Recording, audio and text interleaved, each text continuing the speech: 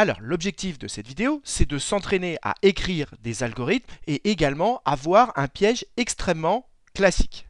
Alors ici, on a une suite UN qui est définie par récurrence ici, et cette suite, on l'a étudiée dans une vidéo précédente dont le lien va apparaître ici en haut à droite. Et dans cette vidéo, on avait démontré que la limite de cette suite en plus l'infini valait 0, c'est pour ça que dans cette vidéo, on l'admet.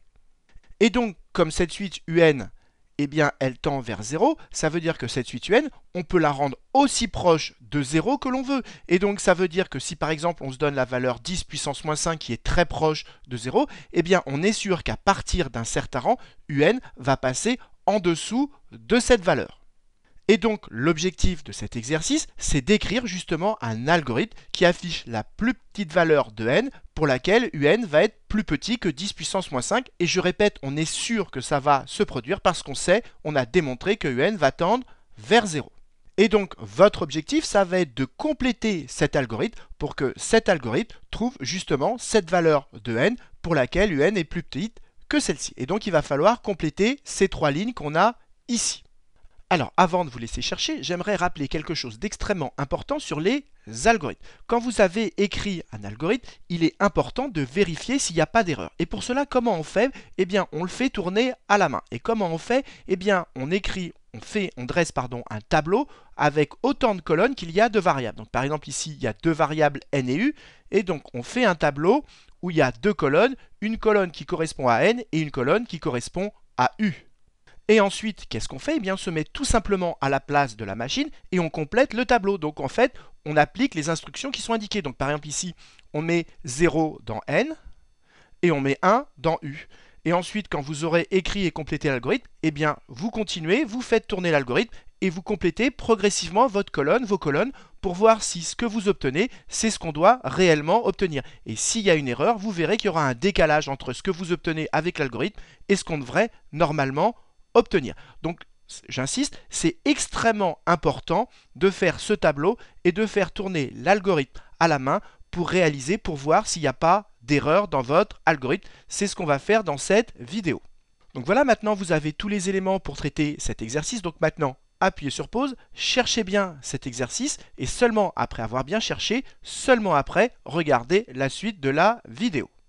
Alors, allons-y, corrigeons cet exercice. Et donc, on va compléter l'algorithme. Alors, conseil, pour réussir un algorithme, il faut imaginer la situation. Donc, qu'est-ce qu'on doit faire? On doit trouver un, le rang n, pour lequel un est plus petite que 10 puissance moins 5. Donc, qu'est-ce qu'on va faire intuitivement? On va calculer u1, u2, u3, etc., un, jusqu'à ce que ça passe en dessous de 10 puissance moins 5. Donc, qu'est-ce qu'on va faire? On va créer une boucle qui est ici et on va la répéter tant que quoi? Eh bien, tant que ceci ne s'est pas produit. C'est-à-dire tant que un est plus grand que 10 puissance moins 5. Et donc ici, qu'est-ce qu'on va mettre? Attention, un, ça c'est ce qu'on écrit en mathématiques, mais la machine, elle ne sait pas ce que c'est que un. La suite, pour la machine, c'est uniquement u, c'est pas u indice n. Donc on va répéter notre boucle tant que u, la valeur de la suite qu'on a actuellement, est plus grande que 10 puissance moins 5. Tant que u est plus grand que 10 puissance moins 5, on va faire le calcul. Et dès que u passera en dessous de 10 puissance moins 5, ça voudra dire qu'on a bien rempli cette condition. Ensuite, qu'est-ce qu'on va faire à chaque fois que la boucle va tourner? Eh bien, vous l'avez compris, à chaque fois, il va falloir augmenter d'un cran. Donc, il va falloir augmenter n d'un. Donc, qu'est-ce qu'on fait? On prend n, on lui rajoute 1, et cette nouvelle valeur n plus 1, on la remet dans n. Et donc, ça veut dire que n, à chaque fois, va augmenter d'un. Alors, regardez, c'est ici, au niveau de cette ligne, qu'il y a une subtilité. Quand vous posez cette question de compléter cet algorithme, il y a beaucoup d'élèves, qu'est-ce qu'ils font? Ils prennent tout simplement la définition de la suite, ici, et ils la remettent ici. C'est-à-dire que juste à la place de un, ils mettent u. Donc ici, il y a un grand nombre d'élèves qui, dans cette ligne, mettent tout simplement n plus 1 sur 2n plus 4, le tout que multiplie u. Ils calculent ceci et ils le remettent dans u. Et vous allez voir qu'en faisant ceci, il y a une erreur. Et pour se rendre compte qu'il y a une erreur, eh bien justement, on va utiliser notre fameux tableau. Alors, allons-y, faisons marcher notre algorithme. Donc au départ, n vaut 0 et u vaut 1. C'est normal puisque la suite, elle est définie avec u0 qui vaut 1. Donc ça, c'est mon u0, c'est le premier niveau. quand n vaut 0, u vaut 1. C'est bien ce qu'on a, u0 vaut 1. Donc ensuite, on rentre dans notre boucle. Tant que u est plus grand que 10 puissance moins 5, donc u ici vaut 1, c'est bien plus grand, 1 c'est bien plus grand que 10 puissance moins 5, donc la machine rentre dans la boucle. Première ligne, on en est là, eh bien n est augmenté de 1. Donc on prend n, on lui rajoute 1 et on le remet dans n. Donc ça fait n vaut 0, on lui rajoute 1, donc ça vaut 1, et on le remet dans n. Donc maintenant, n vaut 1. Et maintenant, prenons la deuxième ligne et appliquons ce qu'on a écrit ici. Attention, n actuellement vaut 1, et donc on remplace. Donc ici, ça fait 1, je le fais ici, 1 plus 1 sur, je remplace n par 1, donc ça fait 2 plus 4, ce qui nous fait 6, que multiplie u, mais u actuellement vaut 1, donc fois 1. Donc ici, ça fait 2 sixièmes, ça fait bien 2 sixièmes, fois 1. 2 sixièmes, ça fait 1 tiers, donc ici, on trouve 1 tiers. Donc, d'après cet algorithme, quand n vaut 1, ça veut dire que u vaut 1 tiers. Autrement dit, on est en train de dire que u1 vaut 1 tiers. Eh bien, pour vérifier si c'est bon ou pas, ce qu'il faut, c'est calculer les premiers termes de la suite à la main et vérifier si on trouve 1 tiers ou pas. Alors, allons-y. Mon but, c'est donc de calculer u1, cette fois-ci sans l'algorithme, mais à l'aide de la définition de la suite. Si je veux avoir u1, eh bien ici, on remplace n par 0 pour avoir u1. Donc si on remplace n par 0, ça fait quoi? Eh bien ça fait 0 plus 1, ce qui nous fait 1. Je remplace n par 0. J'insiste bien parce que je répète, si je veux u1, ici, il faut remplacer n par 0. Donc si on remplace n par 0, ici, ça fait 2 fois 0, ce qui fait 0. Et donc ici, j'ai juste 4 que multiplie un, mais j'ai remplacé n par 0, c'est-à-dire u0, et u0 c'est 1, donc fois 1. Et donc on trouve exactement 1 quart. Or, regardez, donc normalement u1 vaut 1 quart. Et nous, avec notre algorithme qu'on a écrit, ici on trouve 1 tiers. Ça veut donc dire qu'on a fait une erreur. Alors pourquoi on a commis une erreur? Imaginez que ici vous remplaciez n par 10. Mais ici vous allez remplacer n par 10.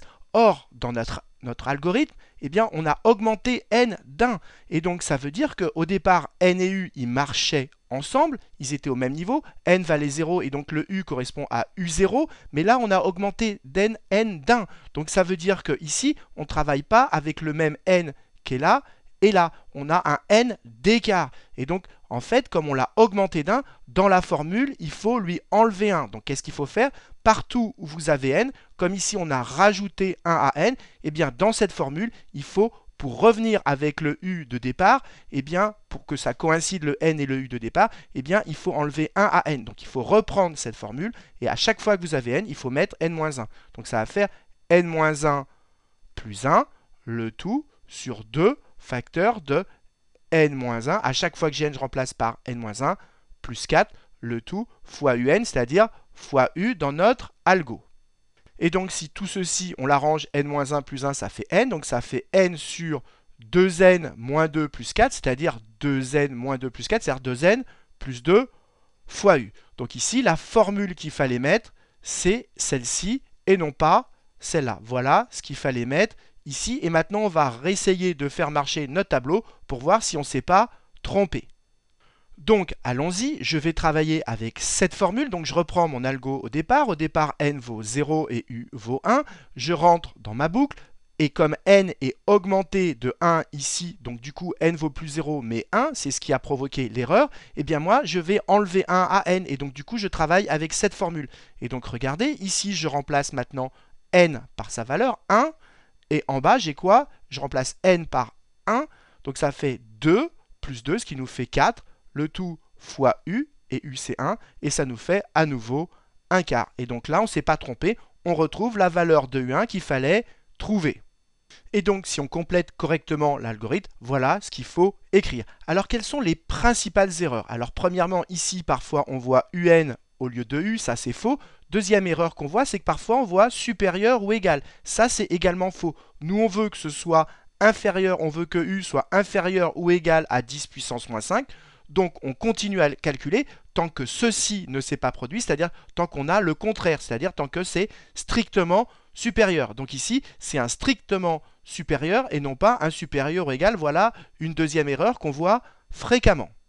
Et la dernière erreur qu'on voit principalement, c'est celle-ci, c'est que les élèves, très fréquemment, eh bien ici, ils reprennent directement ceci, ce bloc, et ils le mettent ici. Or, comme n a été augmenté d'1 à la ligne d'avant, eh bien, il faut travailler avec n-1 et non pas avec n, donc il faut modifier cette formule. Donc le fait d'avoir augmenté n ici, eh bien, il faut modifier la formule qu'on a ici, et pour s'en rendre compte, eh bien, il faut faire ce fameux tableau.